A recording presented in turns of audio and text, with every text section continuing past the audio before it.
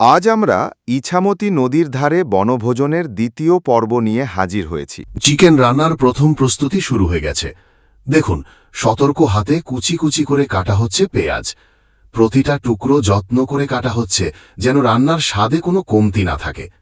এই পেঁয়াজের কুচিই হবে মশলার আসল প্রাণ, যা চিকেন কষার ঘ্রাণ আর স্বাদকে করে তুলবে আরও মজাদার। এবার রান্নার বিশেষ প্রস্তুতি, ক্যাপসিকাম কুচানো। টাটকা সবুজ ক্যাপসিকাম সমান মাপে একে একে কাটা হচ্ছে। সতর্ক হাতে কুচি কুচি করে কাটা হচ্ছে, যেন রান্নায় ভালোভাবে মিশে যায়। ক্যাপসিকামের সতেজ সবুজ রং চোখ আর মনকে আনন্দে ভরিয়ে তোলে। এর মিষ্টি স্বাদ আর ঝাঁঝালো ঘ্রাণ মশলার সাথে মিশে চিকেন কষাকে আরও সুস্বাদু করবে। প্রতিটি কুচির মধ্যে লুকিয়ে আছে আজকের বনভোজনের দারুণ স্বাদের প্রতিশ্রুতি। গরম তেলে ধীরে ধীরে ছাড়া হচ্ছে পেঁয়াজের কুচি। কড়াইতে পড়তেই চারদিকে ছড়িয়ে পড়ছে ঝাঁঝালো ঘ্রাণ। খুব সতর্ক হাতে নেড়ে চেড়ে ভাজা হচ্ছে পেঁয়াজগুলো, যাতে রংটা হয় একেবারে সোনালি আর মশলার স্বাদ হয় আরও গাঢ়। কড়াইতে ইতিমধ্যেই পড়ে গেছে পেঁয়াজের কুচি, টাটকা ক্যাপসিকাম আর রসালো টমেটো। গরম তেলের মধ্যে সব উপকরণ একসাথে মিশে দিচ্ছে অসাধারণ রং আর ঘ্রাণ। খুব সতর্ক হাতে ধীরে ধীরে নেড়ে চেড়ে দেওয়া হচ্ছে, যাতে প্রতিটি অংশ সমানভাবে সোনালি হয়ে ওঠে। এই ভাজাটাই হচ্ছে চিকেন কষার আসল মশলার ভিত্তি। যত যত্ন নিয়ে নাড়া হচ্ছে, ততই রান্নার স্বাদ হবে আরও সমৃদ্ধ আর চিকেন হয়ে উঠবে একেবারে মুখরোচক। ওহো, তৈরি মশলার ভেতরে ঢুকেছে রসালো চিকেন। সতর্ক হাতে নাড়ানো হচ্ছে মশলার সঙ্গে, যেন প্রতিটি টুকরো পুরোপুরি স্বাদ শোষণ করতে পারে। এই কাজের জন্য প্রয়োজন বিশেষ দক্ষতা। যত যত্ন নিয়ে নাড়া হচ্ছে, তত চিকেন হয়ে উঠবে আরও সুস্বাদু, রঙিন এবং মুখরোচক। মশলার সাথে চিকেন পুরোপুরি মিশে গেছে। এবার টকবক করে রান্না হচ্ছে, চারপাশে ছড়াচ্ছে সুস্বাদু ঘ্রাণ। এটাই আমাদের বনভোজনের মূল আকর্ষণ, সুস্বাদু, রঙিন এবং মুখরোচক। এই সুস্বাদু ঘ্রাণ আর রান্নার ধোঁয়া এই সুন্দর পরিবেশের সঙ্গে মিশে এক অদ্ভুত ভালো লাগা তৈরি করছে। চিকেন তৈরি প্রায় শেষের পথে। এবার এতে যোগ হয়েছে আলু, আর রান্নার রংটি সুন্দর ও লোভনীয় দেখাচ্ছে।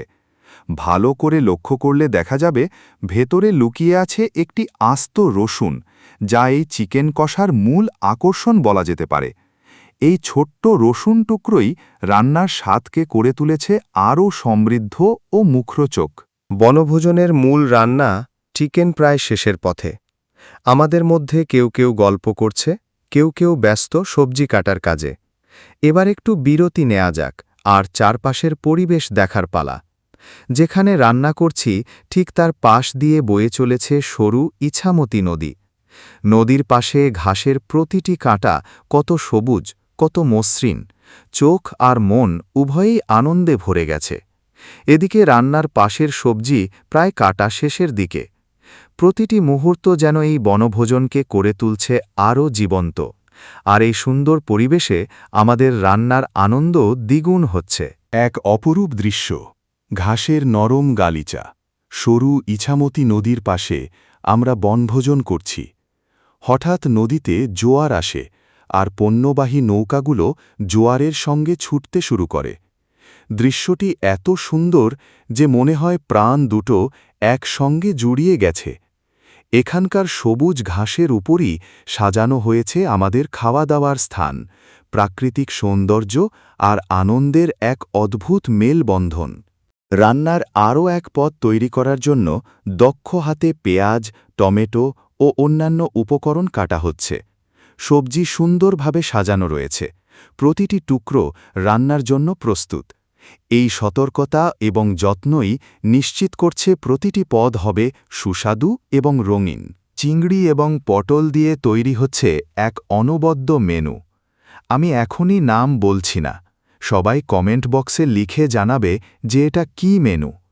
আর হ্যাঁ, এই বনভোজনের স্থান হল উত্তর ২৪ পরগনার বাদুড়িয়ার অন্তর্গত মাসিয়া গ্রাম। আমাদের এই বনভোজনের গল্প কেমন লাগলো জানাবে। আর অবশেষে রবীন্দ্রনাথের ভাষায় বলতে পারি, ছোট গল্পের মাহাত্ম্য বোঝাতে গেলে যেটা শেষ হয়েও হইল না শেষ। নিশ্চয়ই চ্যানেলটি সাবস্ক্রাইব করবে, আর আরও নতুন ভিডিও নিয়ে আমরা আবার হাজির হব।